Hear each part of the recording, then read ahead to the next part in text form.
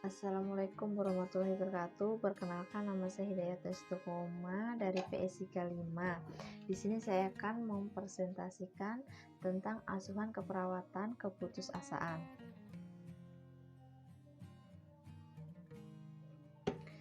Menurut Nanda, keputusasaan adalah keadaan subjektif ketika seorang individu memandang keterbatasan atau tidak adanya pilihan alternatif serta tidak mampu memobilisasi energi untuk kepentingannya sendiri. Keputusasaan menurut Nanda ini memiliki beberapa batasan karakteristik, diantaranya gangguan pola tidur, kurang inisiatif, pasif, meninggalkan orang yang diajak bicara, penurunan selera makan, kurang kontak mata, dan sebagainya. Faktor-faktor yang berhubungan yaitu isolasi sosial, penurunan kondisi fisiologis, stres jangka panjang, serta kehilangan nilai kepercayaan.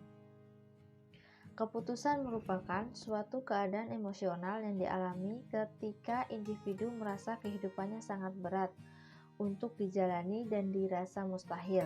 Seseorang tersebut tidak akan memiliki harapan untuk memperbaiki kehidupannya, tidak memiliki solusi untuk masalah yang dialaminya, dan ia merasa tidak akan ada orang yang dapat membantunya menyelesaikan masalahnya. Keputusasaan ini berbeda dengan ketidakberdayaan. Orang yang merasa putus asa tidak mampu melihat adanya solusi untuk masalah yang dihadapinya dan tidak menemukan cara untuk mencapai sesuatu hal yang diinginkan. Sedangkan ketidakberdayaan adalah seseorang yang menemukan solusi masalahnya namun memiliki keterbatasan untuk melakukannya akibat kurangnya kontrol terhadap kejadian atau situasi tertentu. Etiologi dari keputusasaan yaitu faktor kehilangan, kegagalan yang terus-menerus, faktor lingkungan, orang terdekat, status kesehatan atau penyakit yang diderita dan dapat mengancam jiwa, adanya tekanan hidup dan kurangnya iman. Yang berikutnya tanda dan gejala.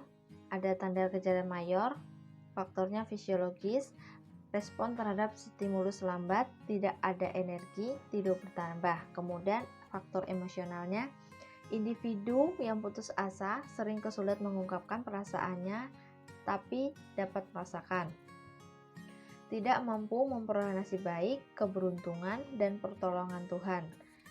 Tidak memiliki makna atau tujuan dalam hidup, harap hampa dan letih, perasaan kehilangan dan tidak memiliki apa-apa, dan tidak berdaya, tidak mampu, dan terperangkap. Kemudian perilaku, sikap pasif dan kurangnya keterlibatan dalam perawatan, penurunan efek, kurangnya ambisi, inisiatif, serta minat, ketidakmampuan mencapai sesuatu, hubungan personal yang terganggu, proses pikir lambat, kurangnya tanggung jawab terhadap keputusan dan kehidupannya sendiri. Yang berikutnya faktor kognitif, penurunan kemampuan untuk memecahkan masalah dan kemampuan membuat keputusan, mengurusi masalah yang telah lalu dan yang akan datang, bukan masalah yang dihadapi saat ini, penurunan fleksibilitas dalam proses pikir, kaku atau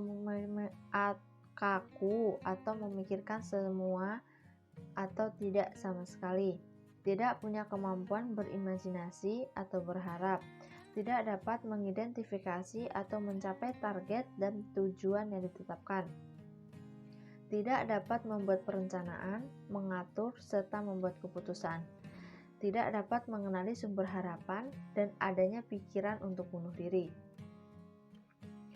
Yang berikutnya tanda dan gejala minor. Yang pertama faktor fisiologis, adanya anoreksia dan berat badan menurun. Berikutnya faktor emosional, individu merasa putus asa terhadap diri sendiri dan orang lain, merasa berada di ujung tanduk, tegang, muak, atau merasa ia tidak bisa, kehilangan kepuasan terhadap peran dan hubungan yang dijalani, dan rapuh. Berikutnya perilaku. Kontak mata yang kurang atau mengalihkan pandangan dari pembicara, penurunan motivasi, keluh kesah, kemunduran, sikap pasrah dan depresi. Yang kemudian kognitif. Pada kognitif terjadi penurunan kemampuan untuk menyatakan informasi yang diterima, hilangnya persepsi waktu tentang masa lalu, masa sekarang, dan masa yang akan datang, bingung, ketidakmampuan berkomunikasi secara efektif, distorsi proses pikir dan asosiasi, penilaian yang tidak logis. Kemudian asuhan keperawatan keputusasaan. Yang pertama pengkajian. Data yang perlu dikaji yaitu kaji dan dokumentasikan kemungkinan bunuh diri, pantau afek dan kemampuan membuat keputusan, pantau nutrisi seperti asupan dan berat badan. Kemudian faktor predisposisinya. Yang pertama biologis, riwayat keluarga menderita depresi, status nutrisi, status kesehatan secara umum, pembatasan aktivitas jangka panjang. Yang kedua psikologis, stres jangka panjang, retardasi mental, kemampuan komunikasi verbal kurang, pengalaman masa lalu kurang menyenangkan, dan konsep diri kurang baik. Yang berikutnya sosial kultural, perpisahan dengan anggota keluarga, kegagalan mencapai tugas perkembangan, pendidikan, pekerjaan yang kurang baik, kegagalan menjalankan peran dan pengalaman sosial. Sosialnya ada agama dan keyakinan, keikutsertaan dalam kelompok, dan sering mengalami penolakan. Faktor presipitasinya. Yang pertama biologis, penurunan kondisi fisiologis, pembatasan aktivitas akibat penyakit kronis selama 6 bulan terakhir. Status nutrisinya, tidak ada perbaikan nutrisi dan berat badan tidak ideal. Status kesehatan secara umum, menderita penyakit kronis atau terminal, kehilangan salah satu anggota badan. Kemudian sensitivitas biologis, ketidakseimbangan elektrolit, gangguan pada sistem limbik, talamus, korteks frontal, GABA, norepinefrin, dan serotonin. Diagnosa medisnya keputusasaan. Kemudian masalah keperawatan yang mungkin muncul yaitu isolasi sosial, resiko bunuh diri, defisit perawatan diri. Intervensinya, tujuan umum, klien mampu mengekspresikan harapan positif tentang masa depan, mengekspresikan tujuan dan arti kehidupan. Tujuan khususnya, klien mampu membina hubungan saling percaya, mengenal masalah keputusasaan, dan berpartisipasi dalam aktivitas. Intervensinya, SP1 pasien bina hubungan saling percaya dengan cara ucapkan salam, perkenalkan diri, sebut nama dan panggilan yang disukai, tanyakan nama klien dan panggilan yang disukai, kemudian jelaskan tujuan pertemuan, dengarkan klien dengan penuh perhatian dan bantu klien penuhi kebutuhan dasarnya. Yang kemudian SP2 pasien, klien mengenal masalah keputusasaannya. Beri kesempatan bagi klien untuk mengungkapkan perasaan sedih atau kesendirian atau keputusasaannya. Kemudian tetapkan adanya perbedaan cara pandang klien terhadap kondisinya dengan cara pandang perawat terhadap kondisi klien. Kemudian bantu klien mengidentifikasi tingkah laku yang mendukung putus asa seperti pembicaraan abnormal atau negatif, menghindari interaksi dengan kurangnya partisipasi dalam aktivitas. Kemudian diskusikan dengan klien cara yang biasa dilakukan untuk atasi masalahnya, tanyakan manfaat dan cara yang digunakan.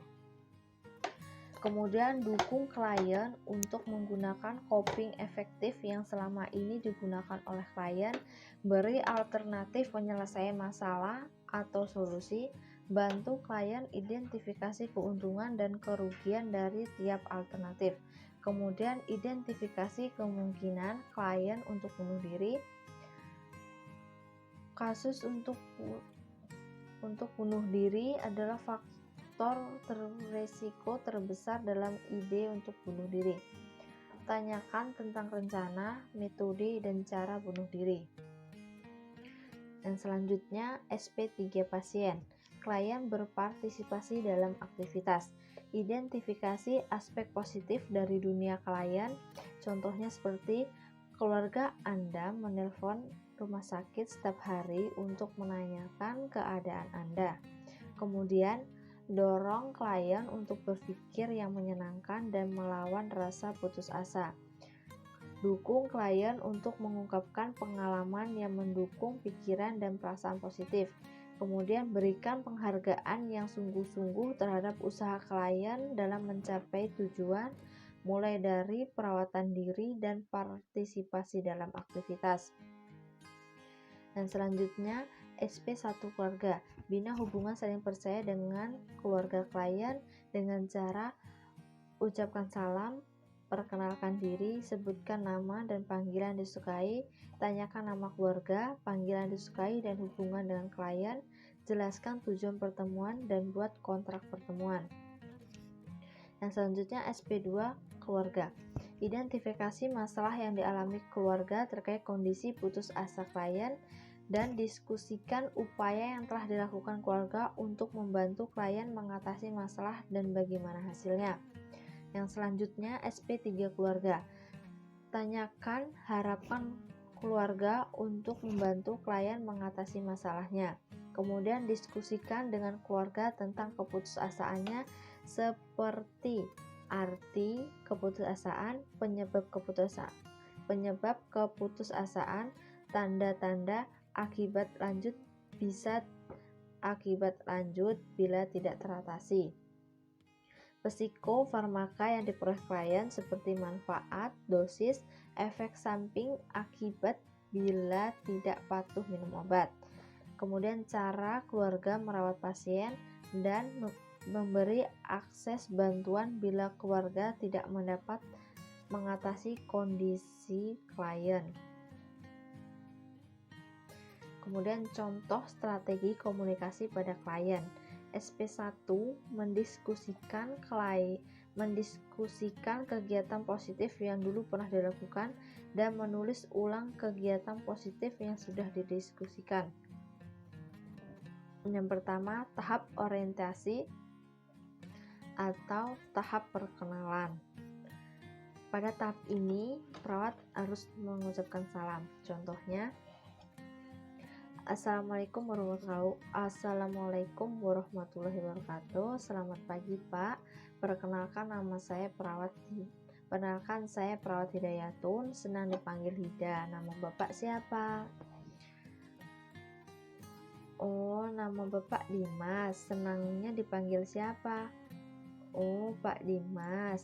Nah, saya datang ke sini untuk membantu Bapak menyelesaikan masalah Bapak. Bagaimana perasaan Bapak hari ini? Bagaimana kalau kita berbincang-bincang tentang perasaan sedih yang Bapak rasakan saat ini?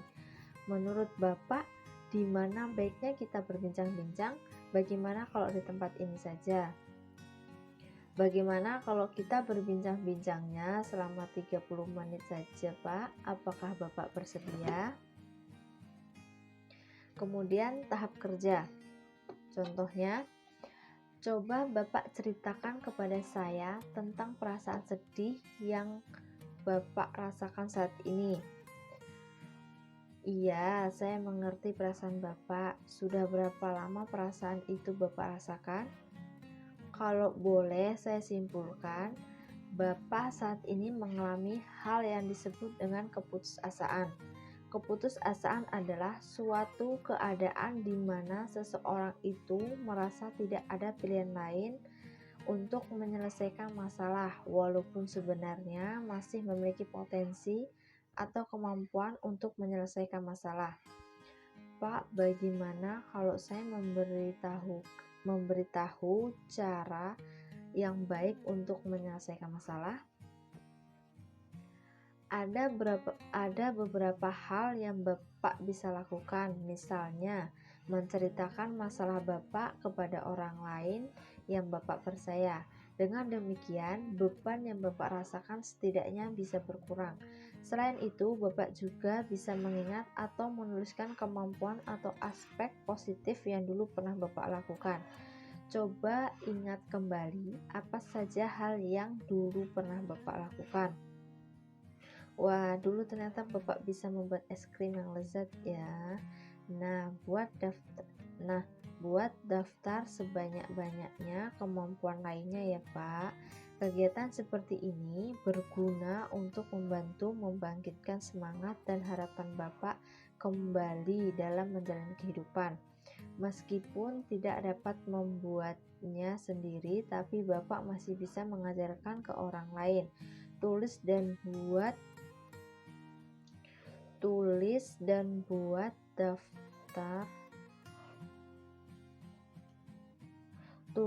buat daftar tersebut. Ini akan membuktikan bahwa Bapak masih punya banyak kemampuan yang bermanfaat bagi diri sendiri maupun orang lain. Saya yakin Bapak bisa melakukannya. Kemudian tahap terminasi.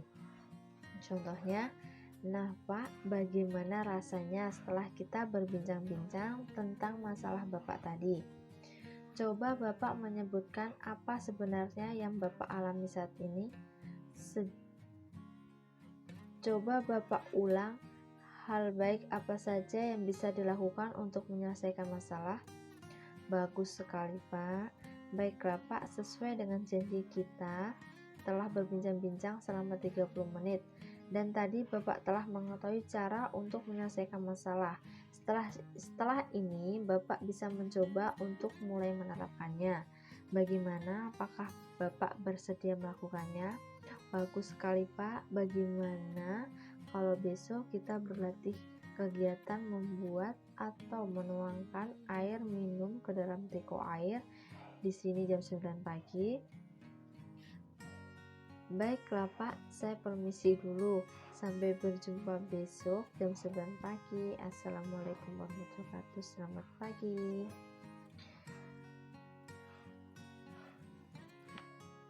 Sekian presentasi dari saya. Saya akhiri. Waalaikumsalam warahmatullahi wabarakatuh.